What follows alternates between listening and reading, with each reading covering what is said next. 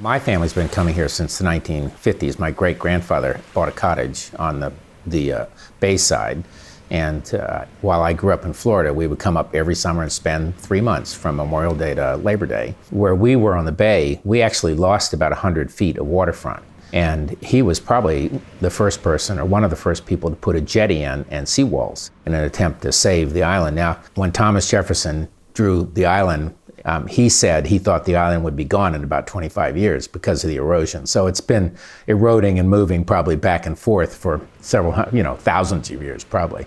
But when we bought this, the shoreline gradually eroded over the 10, 20 years. So when we built this, that became sort of an issue we had to deal with.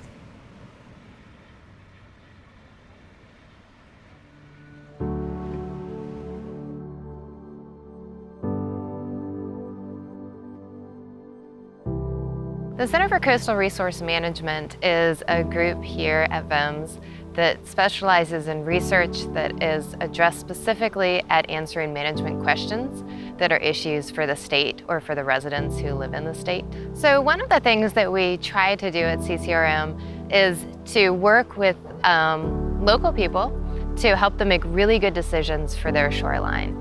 And so that can both be where you have stabilization issues, but it's also where there are sea level rise issues. And so what we want to do is help bring the understanding of what that means for the property, and then what are the ways that this can be addressed that also maintain the integrity of the natural system.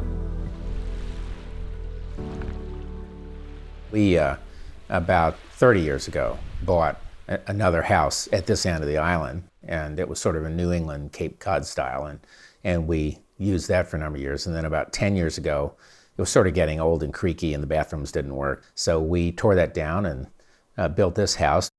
When we rebuilt the house, we really wanted to address the shoreline issues. At the time, we just had riprap on the shoreline. And so I had heard Carl Hirschner speak since I was on the VIMS Foundation board at the time, and realized that VIMS had a lot of expertise in shoreline management. And so they were very helpful in making recommendations. We removed the riprap and then built these rock mounds that are out here and brought sand in.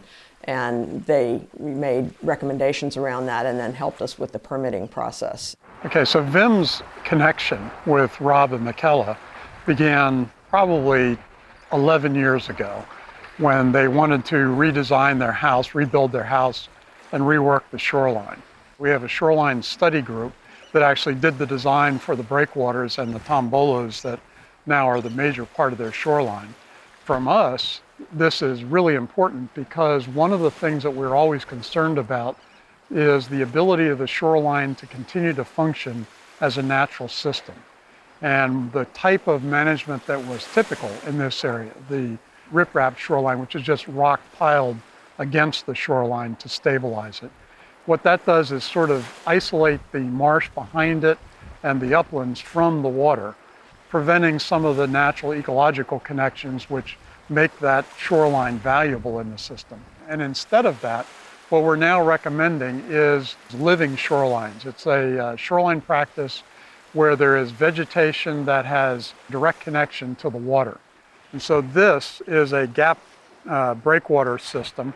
It is designed specifically with very large rocks, which are oriented into the prevailing winds and the prevailing wave energy. And it is designed, as you can see behind me, with a gap between the major rock piles, and the size of that space actually has an effect on waves coming in and creates a very stable shoreline feature. So this little cove here will basically remain that way even during storm events because waves hitting this area are diffracted and the energy is spread out so that you don't get erosion carrying the sand away from the area. And then if it all works well, those spits will become vegetated naturally.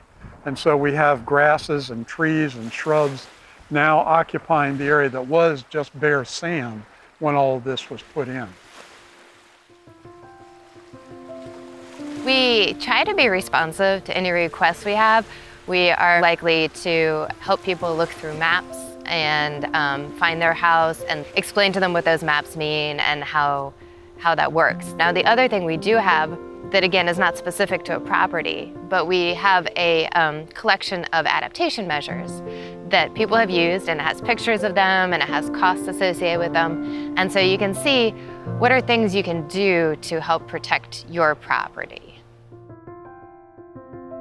What we've realized is VIMS is a great resource for not just the Bay and Virginia, but for the country and really kind of globally. But it's also a great example of being able to take science and research and apply it to something real. And for us, it's made a difference.